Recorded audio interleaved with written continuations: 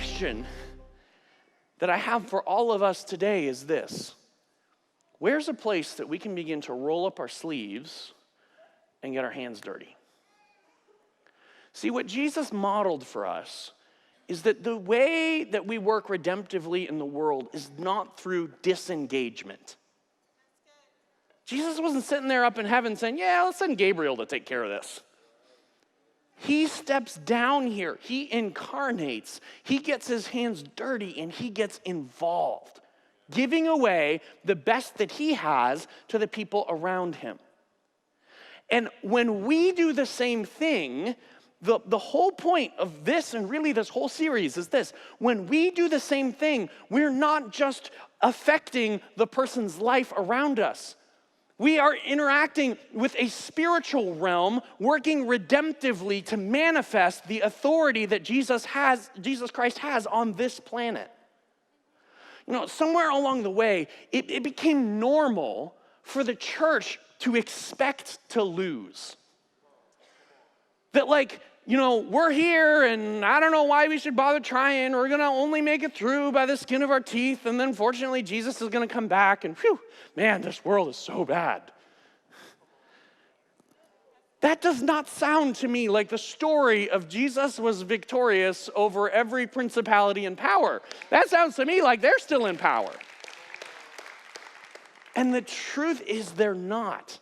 The church is not the powerless one here. The powerless people in this equation are the lost.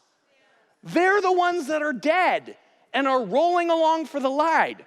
And we as the church have the opportunity to get involved and help steer a better course for them. And if we don't, they don't have a lot of hope here.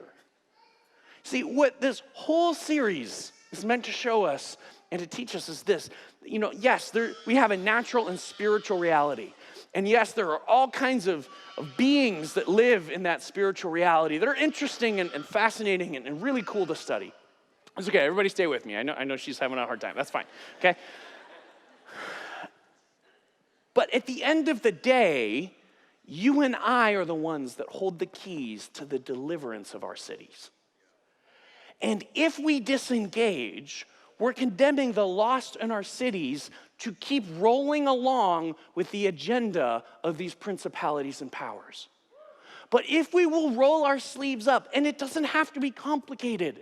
It can be, hey, supervisor, I've noticed we have this really toxic culture in our environment. There's a lot of slander and backbiting and gossip, and I have these ideas for how we could have a little bit more of a positive work environment. That is a spiritual thing that you're stepping in. You're saying, let's undermine a spirit of gossip and slander, and let's turn towards honor and upbuilding and encouragement and those things that the Lord stands for. Teaching them to observe all that I've commanded of you. All you got to do is take what's been realized in your life, the good, beautiful things, and spread them around. Hey, neighbor, I noticed that it seems like you're having some marriage conflict you're working through. I just want to let you know, I've learned a whole lot about how to love in the last 5 years. And if you ever want to have a conversation about that, I'd love to talk. It doesn't have to be complicated, but when we do that, when we engage, that's how we actualize the authority that we as the body of Christ are walking with. We disempower the spiritual rebels.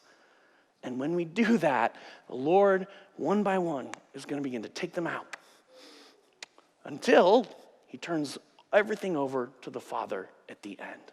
That's how we're going to change the world with Jesus.